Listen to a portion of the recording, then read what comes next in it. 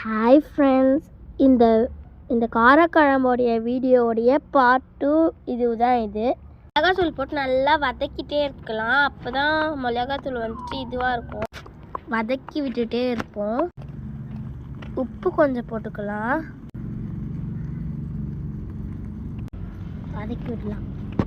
தட்டு போட்டு மூடிக்கலாம். அப்போ தான் நல்லா வதங்கும். வெங்காயம் தக்காளிலாம் நல்லா வதங்கிச்சு. தண்ணி ஊற்றணும். இப்போது ஊற்றியாச்சு. இப்போ மிளகாத்தூள் போடணும். மிக்ஸ் பண்ணிக்கோங்க நல்லா. இப்போ பூண்டு போடணும். மிக்ஸ் பண்ணி விட்டுக்கோங்க.